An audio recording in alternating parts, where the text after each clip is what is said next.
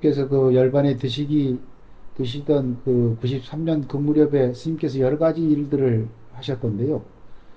백일법문 등 저 법어집이 나왔고, 또 설림 고경 청서가 완간이 되었고, 또 그해 10월 달에는 그 도노돈수를 주제로 한 국제 학술대회를 개최하시기도 했고, 그 93년을 전후로 해가지고 여러 가지 일들을 마무리를 하시게 되는데, 이와 같은 일들이 이 큰 스님 생전에 꼭 해야 될 일이라고 생각해서 서둘러서 또는 일정을 잡아서 이렇게 하시게 된 건가요?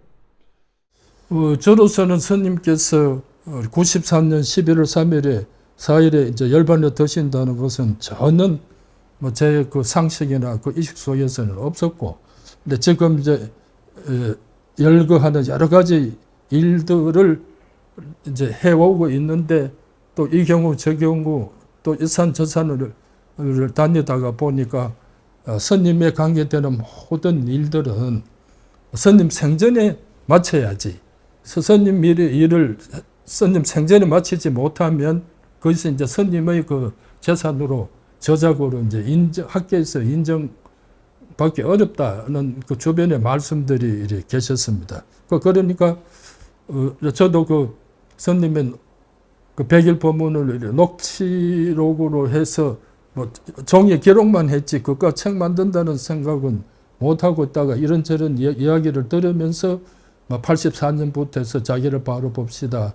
도노입도 요문이라든지 신신명 정도가 이런 것들을 스님의 그 녹음, 백일 법문 녹음 테이프를 한 권 한 권씩 책을 이래 내기 이래 시작을 하고, 또 스님께서 1981년에 가을에 이제 선문 정로를 세상에 이제 내놓고 한 10년이 못해서 송광사에서 보조국사를 도노 점수로 스님께서는 이제 그 평가를 하시고, 도노 돈수가 선종의 옳은 그 수행법이 닿고 이렇게 폭탄적인 선언을 하시고 난 뒤에 그래 하다가 이제 송광사에서도 그 스님에 대한 그런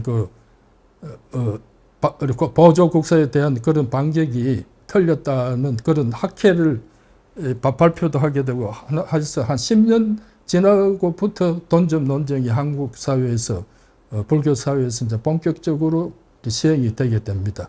그 후에 해서 스님께 한번 그 학회가 있었는데 그 선문 정로를 가지고 어느 교수님께서 이제 우리의 청탁을 받고 불교 학회에서 발표를 하는데, 그때 현장에 제가 뭐 상자로서는 경험도 없고 처음 가보다가 정말 참 무안도 당하고 놀래 자빠질 정도로의 어떤 충격을 받고 왔는데, 왜냐하면은 그때 이종혁 박사님이라든지 당대 보조 1세대 학자, 당당한 학자들이 뭐 다 그 학회에 나가가지고 스님 선문 정로를 그 발표하는 그 여교수에 대해서 뭐 참 끝없는 그 질문을 해대니까 이 교수님이 당황을 해서 그래서 뭐 어쩌지 못하는 그런 일의 상황을 보고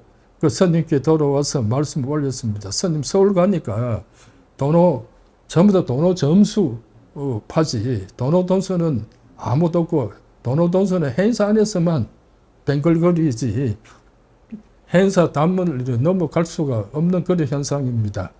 그 이제 말씀을 드리고, 그래서 스님 하면은 도노 돈수를 참 잘 습득할 수 있도록 학자들을 많이 해서 이제 인재 양성을 하셔야 되겠습니다.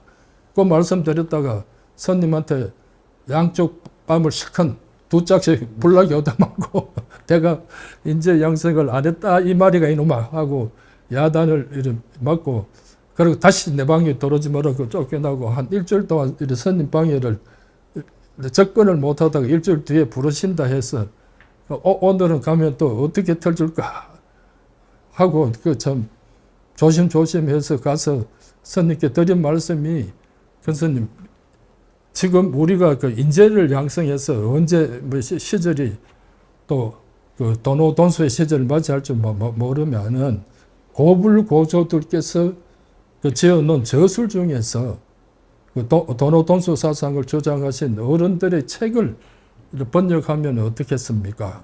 꼭 이제 말씀을 드리니까 오늘은 그럴듯한 이야기를 하네 이런 하면서 뺨이 안 날라옵니다. 거기서 이제 스님께서 전부 다 하면 37여권으로 책이 만들어져 설림고경 총서가 거기서 해서 1987년부터 해서 93년까지 한 5, 6년 동안 그 번역 사업에 이제 되고 그렇게 해서 우리가 그러고 이제 백일 법문도 이제 다 이제 세 권으로 스님 백일 법문 하신 46년 만에 참 못난 상자들이 이제 그 스님이 백일 법문을 다 이제 출간하게 되고 그렇게 해서 1993년 9월 30일인가 뭐 이래서 서울에서 이제 학술 대회를 하게 됩니다. 그렇게 해서 저 국제 해서 그때 야나기다 세이잔이라는 일본에서 유명한 선학자도 오셔서 이제 하게 되고 그런 것들이 이제 10월 달에 다 끝나고 난 뒤에 이제 스님께서 기다린 듯이 9월 3일 음력으로 9월 3일에 11월 4일에 열반에 되시게 됐는데 그때 스님께서 11월 4일쯤 하시니까 제가 모든 준비를 해온 것이 아니라 다 하고 나니까 스님께서 갈 때 됐다 하시고 가셨는지 그렇게 마치고 난 뒤에 큰 스님께서 수고했다 뭐 칭찬을 해주시기도 하셨다면서요. 뭐 그거는 이제 전하고는 스님한테 처음이자 마지막으로 들었던 인사입니다. 칭찬. 칭찬의 인사라고 생각합니다. 스님께서 열반하시면서 남긴 열반송이 또 다른 화두가 되어서 사람들에게 회자되고 있습니다. 육성으로 큰 스님께서 남기신 마지막 말씀이 아까 스님께서도 말씀하셨던 것처럼 참선 잘 하그래 이렇게 말씀을 하셨지만 육필로 남기신 글은 열반송이 마지막인 것 같습니다. 근데 이 열반송을 스님께서 언제 받으셨는지 말씀해 주실 수 있습니다. 스님께서 이제 저한테 주신 일에 열반 이 송은 스님의 이제 떠나시고 난 참 뒤에 이제 베개 밑에서 찾았다고 해도 과언이 아닐 정도로 뜻밖이었고 뭐 내가 언제 가니까 내가 열반송 주마 하신 적이 없으니까 그래서 이제 스님께 이렇게 해서 열반송을 이렇게 남기셨나고 했는데 근데 제 생각에는 이때보다도 어느 때가 생각나느냐 하면은 스님께서 1993년 11월에 열반에 드셨는데 그 전에 1992년 1월에는 스님께서 이제 폐병으로 인해 가지고 동아대학교에서 입원을 해서 한참 그거를 치료를 받고 있었을 때인데 그때 이제 스님께서도 뭐 주변에 이제 불필 스님도 걱정하시고 스님 자꾸 정신을 잃으시는 것 같다. 뭐 이렇게 이야기를 하고 했는데 그때 이제 스님 한번 가니까 저보고 하시는 말씀이 똑같다는 말씀을 세 분을 대표를 하시는데 그거를 똑같다는 그 말씀을 하니까 제가 생각할 때 뭐가 똑같다고 하시는지 감을 못 잡아가지고 스님께 여쭙게 됩니다. 스님 딱 그 똑같다 하시는데 뭐가 똑같다는 거 지금 이래 말씀을 하십니까 하니까 이 바보 같은 놈이 있나.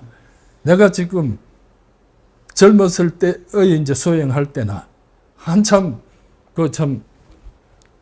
오매일려가 돼가지고 그때의 내가 마음을 가지고 있는 선정의 깊이나 지금 이 병원에 들어와서 곧 죽고 있으면서 아픔 속에서도 갖고 있는 그 정신 상태가 수행 상태가 선의 상태가 선정의 상태가 똑같단 말인데 그것도 못 알아들어 이 바보약 하고 실컷 꼬절음을 들었습니다. 그러고 난 뒤에 스님께서 저보고 종이 쪼가기를 하나 줍니다. 그래 나 잘 보관해. 그래서 해서 제 속은 그것이 제가 스님한테 저한테 주는 열반송이라고 생각을 했습니다. 여기서 곧 죽게 생겼다고 뭐 이놈아 간다 그 이사도 다 걱정한다 이놈아 그렇게 해서 그걸 주기로 그것이 이제 스님이 저한테 주신 열반송이라고 생각했는데 오늘 남겨준 그 열반송하고는 또 다릅니다. 그래서 그 내용적으로 봐서는 저는 이 스님의 그 병중에 주셨던 이 열반송이 진짜 스님의 열반송이라고 생각하는 거 오늘 이 자리에서 참 말씀 드릴 수가 있는데 백일고고 벽소중 쨍쨍한 해가 푸른 하늘에 빛나고 빛나며 수심해저 어생각 청길 바다 밑에서 고기는 뿔이 돋아나네 조주 운문 강미로 하니 조주 운문 스님은 도리어 길을 헤매고 만타 산호 광찬란 망갈래 산호까지는 그 빛이 찬란하네라고 그렇게 번역이 이제 되겠습니다. 여기서 제가 또 느끼는 것은 왜 스님의 어떤 열반송이라고 존중하고 싶냐 하면은 스님의 어떤 법정 스님하고 종정이 되셨을 때 인터뷰한 적이 있었을 때 스님 박전 스님께서 스님 역대적으로 어떤 선사를 제일 존중하십니까? 꼭 이렇게 질문을 했는데 그때 스님께서 바로 대답하시기를 조주 운문 스님을 내가 제일 존경하지 하셨던 그런 구절이 있습니다.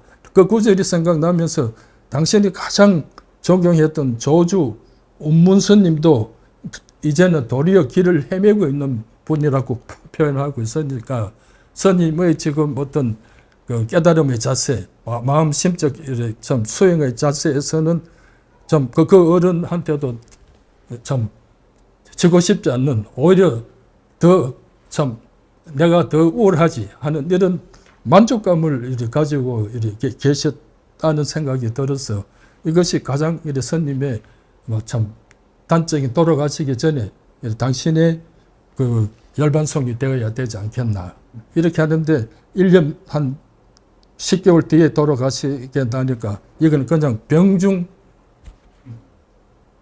시가 되고 말았습니다.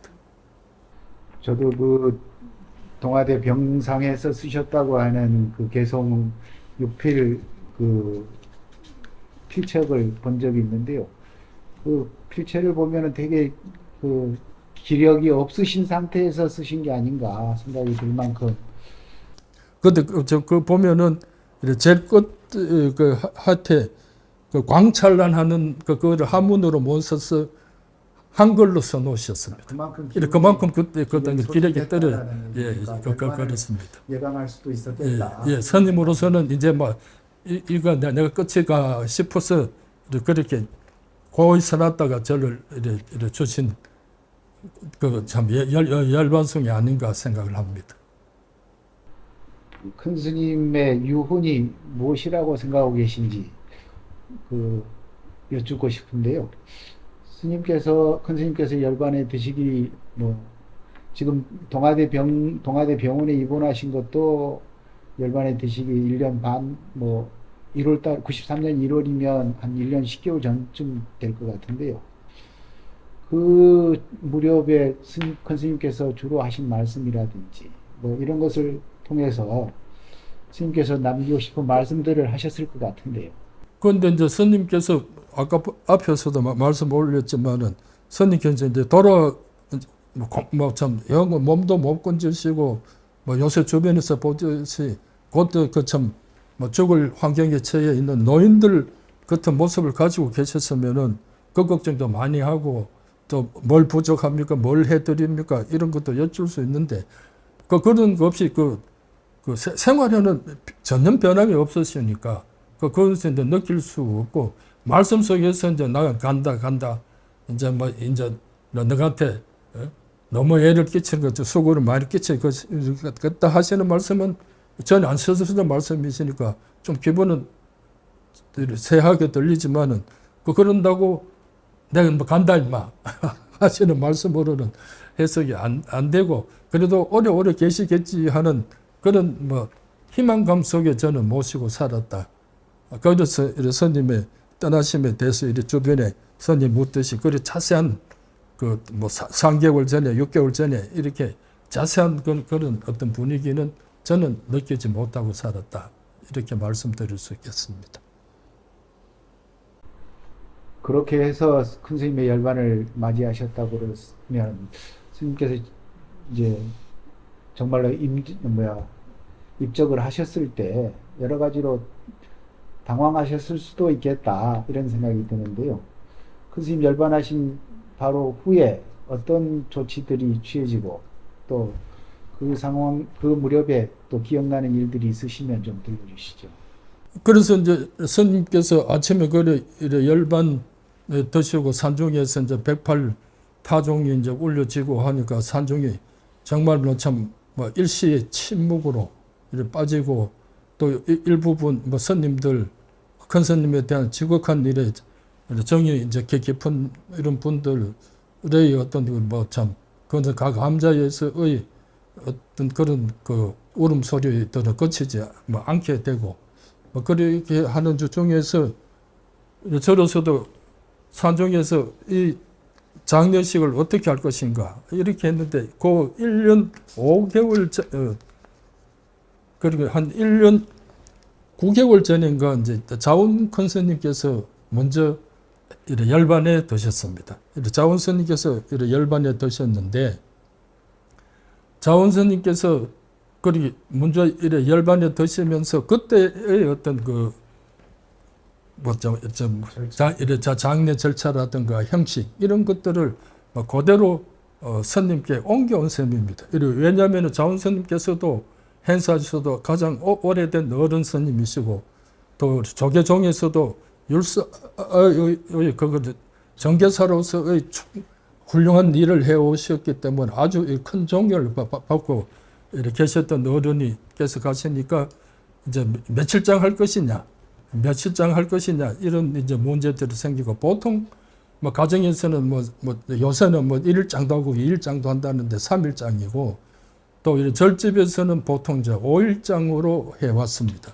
해왔는데 그때 이제 자원스님께서 그런 큰 어른 역할을 하시고 가셨으니까 그 홍잠 그 직관스님도 계시고 가서 이제 인원을 올리고 우리 어른 스님 이렇게 보냈는데 그 5일장은 너무 안 짧겠습니까? 뭐 국장 7일장 한다는데 우리도 국장의 개념에서 한 7일장으로 산중에서 올려도 어른한테 충분한 거기 될는지 뭐 좀 하고 이제 대중들이 어떤 그런 뭐 마음도 생기고 해서 그래서 이제 자원스님 이제 7일장으로 올렸습니다. 그러니까 자연히 큰 스님 때도 7일장이죠. 그 새로 만든 것이 바로 전례가 있으니까 뭐 전례나 사회나 어떤 일에서 큰 일에는 그 사례가 굉장히 중요하니까 그래서 이제 스님께서도 7일장으로 하게 되고 그때 이제 그러면은 우리 행사에서 뭘 어떻게 해야 되는지 많은 사람이 아무도 없고 또 우리 스님의 그 답의식이 얼마나 그 뭐 크고 적을인지 셈할 사람이 아무도 없고 이런 속에 있는데 그 제가 이제 그 전화고 하고 해서 그 김형균 씨한테 그 불체사 사장님한테 인원을 해야 되겠다 이렇게 해서 불체사 사장님한테 전화를 해가지고 오늘 이제 스님께서 열반에 드셨는데 내가 뭘 준비해야 될 일이 뭔지 이제 생각이 안 나서 이제 묻습니다. 했을 때 그 김 사장께서 하시는 소리가 뭐냐면은 기자들이 많이 갈 겁니다. 큰 스님 그 답의 장례식에. 그러니까 일단 우리 전화선을 많이 깔아 놓으십시오. 전화선을 지금 있는 대로 해서 한 10대는 각 따로 설 수 있도록 그렇게 하시고 또 이래 저거 팩스 그것도 금방 팩스가 났는가 그래서 팩스를 꼭 몇 대 사놓고 준비를 하시. 왜냐하면은 기자들이 송고를 해야 되니까. 그 가장 뭐 그게 그래 중요합니까? 그래 중요한 게 중요합니다. 그들이 기자들이 쏟아지면 선임 어떻게 하시려고요? 아니나 다를까 거기 준비하자마자 서울서 기자들이 닥쳐가지고 산골에서 이렇게 패치도 해놓고 이렇게 전화도 막 해놓은 줄 몰랐다고 기자들도 그때 그렇게 편하게 잘 썼던 그런 기억으로 김형준 사장한테는 평생 제가 고맙죠.